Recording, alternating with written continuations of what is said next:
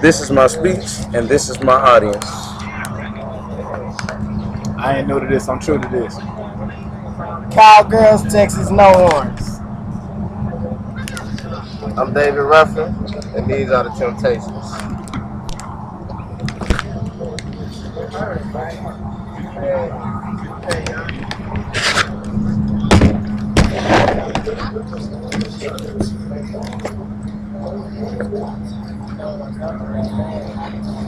How many people here feel they have the ability to interpret the message an artist is trying to convey through their work? Said best by Leo Chung Hao, artistic creation is not mere decoration.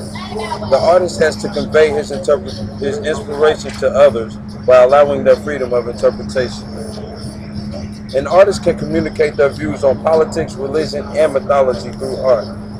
Artists have been using their work as a representation of their political views for centuries. Guernica was created as a statement by Pablo Picasso against General Franco during the Spanish Civil Wars. On April 26, 1937, Germany bombed a small town called Guernica, Spain. Approximately 1,700 people were killed or injured. Picasso avoided political art until this act, and he decided it was time to act. The Trajan column in Rome tells a political story of the Emperor Trajan of Dacia, present-day Romania. The column was wrapped in carved reliefs depicting the Dacian Wars between 101, 102, 105, and 106 AD, according to aviewOnCities.com. It begins at the base with soldiers preparing for war and ends with Dacians being ousted.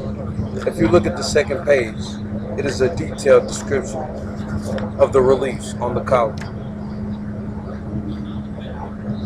Francisco Goya used art as a statement against the Napoleonic French army. 5,000 unarmed civilians of Madrid were executed by well-equipped soldiers for revolting.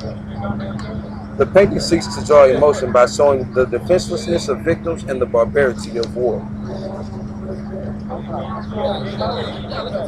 Just as artists can illustrate their views in politics, they can depict their views on religion as well. Artists have historically used art as a vessel for their beliefs in religion. Caravaggio depicted self-interpreted images from the Bible on numerous occasions. The works David with the head of Goliath showed the admiration Caravaggio had for the skinny young boy who defeated a giant, as he holds the head of a man who is obviously twice his size.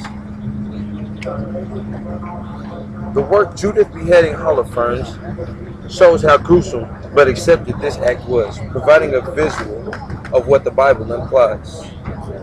She is more concerned with not making a mess than taking the life of a man.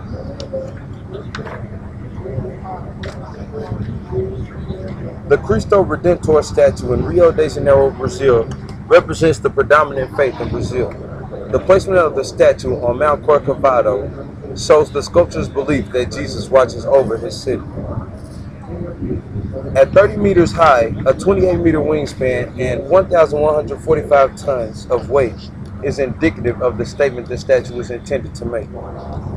Just like religion, mythology is a view commonly portrayed through art. Mythology was a common inspiration used by artists of Greece and Rome. Greek gods were personified in favorable and unfavorable light between the 15th and 18th centuries. The painting Apollo and Marsyas by Jose de Ribera depicts the god of Apollo as brutal and unkind, as they show him filleting a man. Benvenuto Cellini sculpted Perseus with the head of Medusa, showing Perseus as valiant and victorious as he steps on the headless corpse of Medusa.